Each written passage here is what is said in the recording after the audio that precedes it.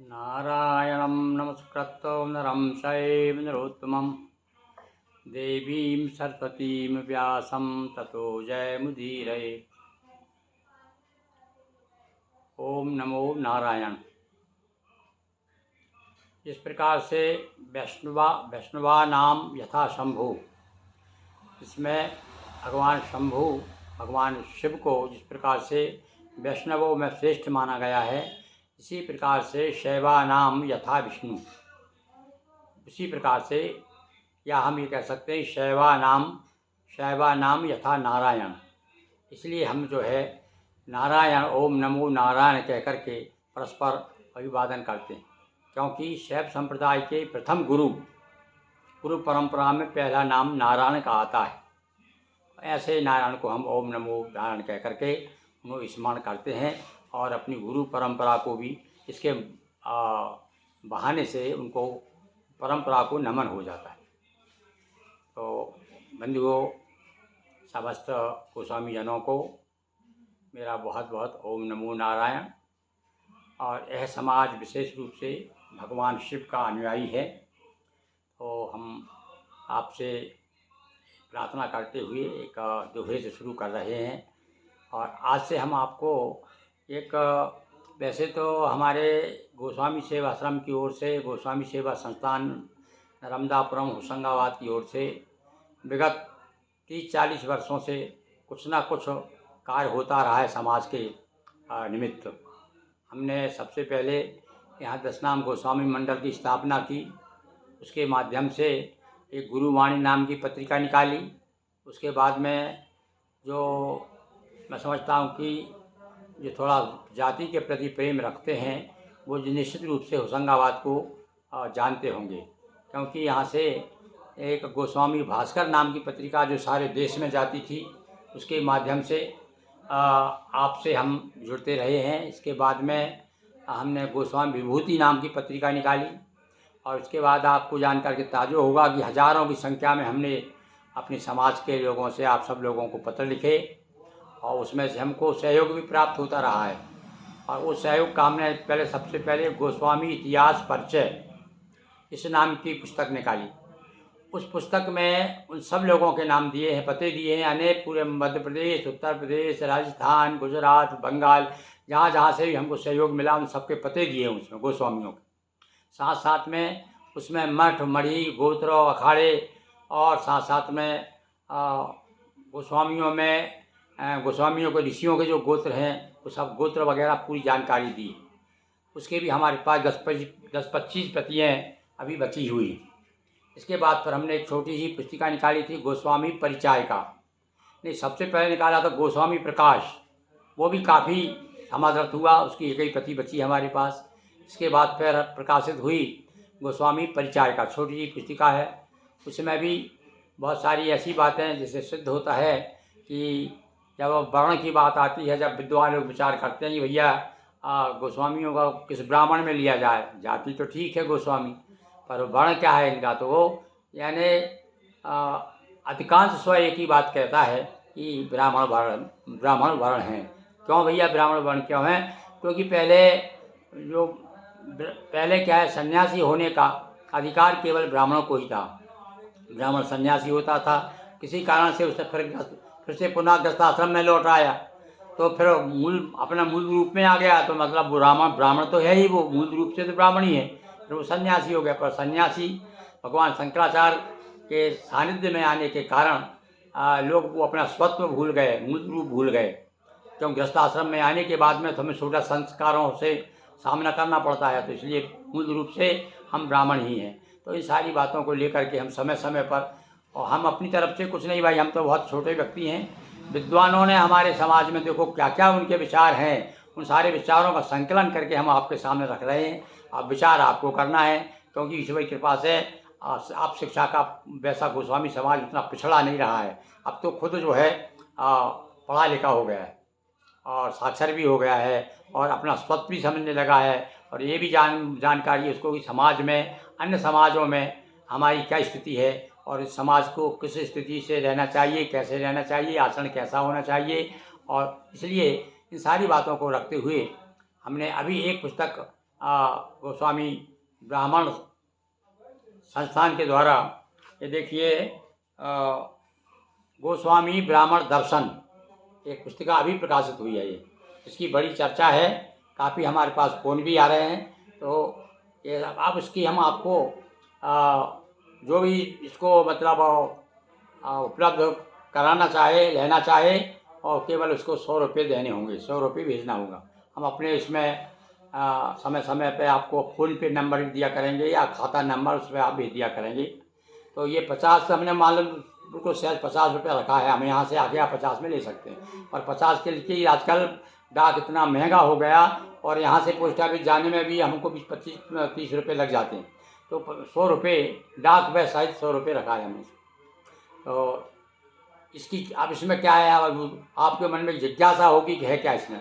तो हम इसमें इसका जितनी सामग्री है वो क्रम से आपको ये वीडियो के माध्यम से रोज़ बीच बीच में आपको 1 दिन में, 2 दिन में, 4 दिन में इसकी जानकारी क्रम से दिया करेंगे।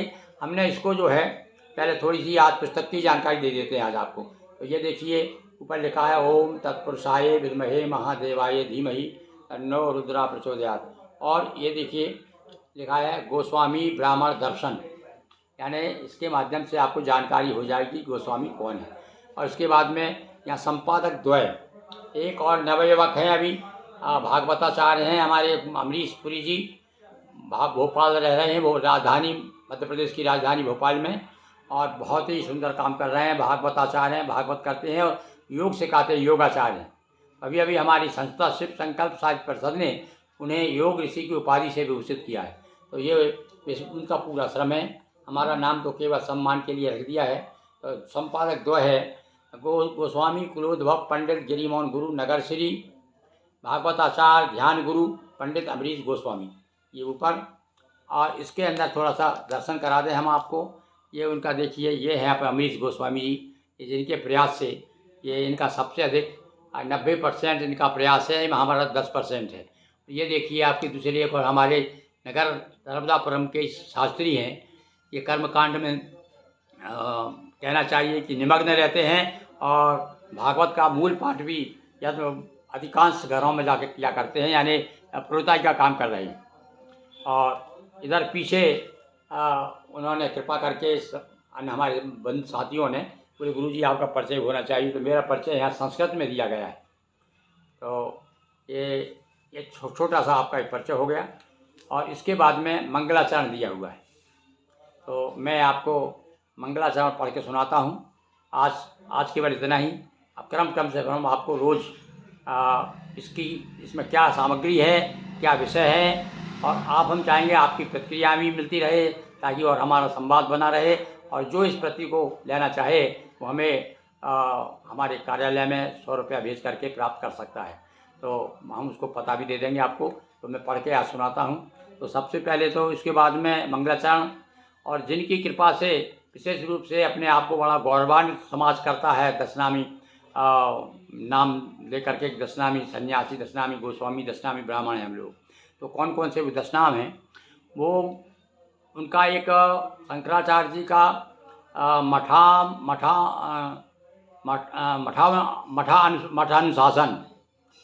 एक अच्छा मतलब पूरा नियम बताया उसमें कि यह मठ में सन्यासी किस प्रकार चुने जाएं, शंकराचार्य कैसे चुने जाए, शंकराचार्य के क्या कर्तव्य है, और उनके दशनाम कौन कौन से हैं, ब्रह्मचारी कौन कौन से, सारी जानकारी दी है। वो किताब भी हमारे पास है। किंतु हमने सरल भाव से कि आपको समझ में आ जाए, तो ये दशनाम की उपाधि की विशेषता क्या है, जो उनके श्लोक जो हैं, उन श्लोकों को हमने दोहों के माध्यम से प्रस्तुत किया है, ताकि आप भी समझ जाएं। तो सुनिए, सबसे पहले मैं आपको मंगलाचरण में, तो भाई कोई भी काम शुरू करते हैं पहले भगवान गणेश का। और भाई हम तो क्या है, पंचदेव उपासक हैं। पंचदेव उपासक यानी स्मार्त माने जाते हैं, स्मार्त ब्राह्मण कह सकते हैं। 5 देव उपासक हैं। 5 देवता में कौन कौन से हैं? पहले तो आता गणेश जी आते हैं। गणेश जी की बात में शिव जी, पार्वती जी, भगवान सूर्य, भगवान विष्णु, ये 5 देवता हैं। अब इनके पूजन का विधान में ऐसा बताते हैं कि 5 में से जो इसका इष्ट हो, जब भी अपन पूजन करें तो प्रमुख में बीच में उस देवता को रखते हैं। जैसे शिव जी का पूजन कर रहे हैं तो शिव जी बीच में रहेंगे और चारों देवता आसपास रहेंगे। इसी प्रकार से दुर्गा जी की पूजा, जो किसी को दुर्गा जी का इष्ट है वो दुर्गा जी को बीच में रख करके सब देवताओं का पूजन करेगा। तो ऐसे पंचदेव की उपासना की पद्धति हमारे जगत गुरु शंकराचार्य के द्वारा विशेष रूप से इसको महत्व दिया गया है। तो सुनिए मंगलाचरण आज, और उसके बाद में कल हम आपको शंकराचार्य जी के बारे में थोड़ी चर्चा करेंगे।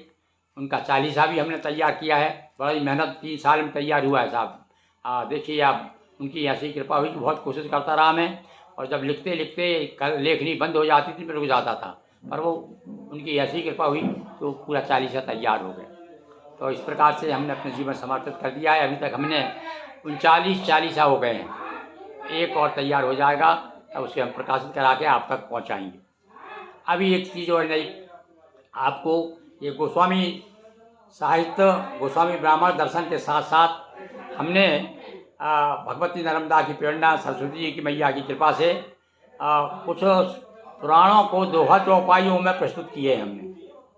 आप देखेंगे तो निश्चित रूप से सराहना किए बिना, हमारी तारीफ किए बिना नहीं रह सकेंगे, क्योंकि हमने इतना श्रम किया है। श्रम की आप श्रम को सम्मान देंगे हमारे, और क्योंकि उसमें कृपा तो भैया, हम तो केवल बोलने वाले हैं, माइक तो कोई दूसरा ही है।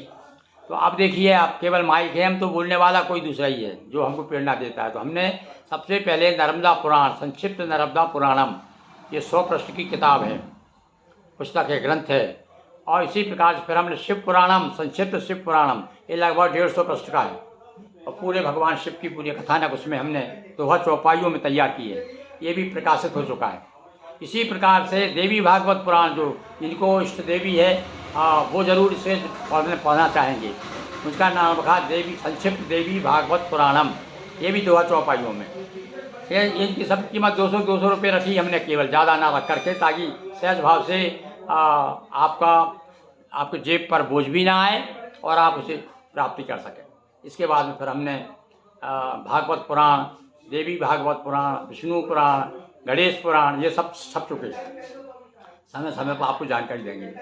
तो आज चलिए मंगलाचरण पढ़ लिख का पाठ करते हैं हम, उसके बाद कल हम आपको आगे चर्चा करेंगे। सुनिए आप, सरल हिंदी में है इसलिए व्याख्या करने की जरूरत नहीं है, दोहे आपके समझ में आ जाएंगे। सुनिए। शैव वैष्णव शाक्त सब, सुनिए ध्यान दीजिए बात। शैव वैष्णव शाक्त सब, जिसके जोड़े हाथ, सांप्रदायिक एकता के प्रतीक गणनाथ। ये सारे संप्रदाय अलग अलग है, वैष्णव संप्रदाय सबके प्रतीक है एकता के। क्यों? क्योंकि तीनों जितने भी संप्रदाय हैं, सबसे पहले गणेश जी की पूजन होती है, इसलिए तो गणेश जी को हमने स्मरण किया। संगनंदी गोवंश का गोस्वामी हैं आप, बाबा कहे जग पूजता, शिव बापों के बाप। एक ब्राह्मण ने हमको आक्षेप किया था, वो विष्णु भगवान के उपासक रहे होंगे, बोले आपने बापों का बाप कह दिया। तो उनकी बताइए, उनसे बड़ा कोई बाप हो, उनके बाप को उनका कोई बाप हो तो बताइए आप। आदिदेव महादेव, बापों के बाप, जितने बाप है संसार उनके भी बाप हैं वो। तो फिर वो शांत हो गए। हाँ, बोले गुरुजी पर शब्द जरा चुभता है। हाँ, उनकी भैया तो ऐसा है कि कभी लिखते समय जो प्रेरणा देते हैं ऊपर वाला वैसा लिख देता है। तो चलिए आप हैं। और रामेश्वर कह कर कभी पूजा करते राम, देखिए आप यहाँ पर। और कभी स्वयं शिव राम को करते दिखे प्रणाम। कभी शिव जी कभी शिव राम को प्रणाम कर रहे हैं, और कभी भगवान राम जो है स्वयं रामेश्वर कह करके उनकी पूजन करते हैं। यानी परस्पर समन्वयवादी दृष्टिकोण है ये। तो इसका अर्थ हुआ कि जैसे हम शैव हैं और दूसरे अन्य ब्राह्मण जो वैष्णव हैं, तो वैष्णव जरा थोड़ा सा शैवों को कभी कभी क्या है, उपेक्षा की दृष्टि से देखते हैं। किंतु जब ये समझते हैं कि अरे भई यहाँ तो भगवान विष्णु और शिव में कोई अंतर नहीं है, तो फिर वैष्णव और शैवों में अंतर क्यों मान रहे हो भाई। चलिए आगे।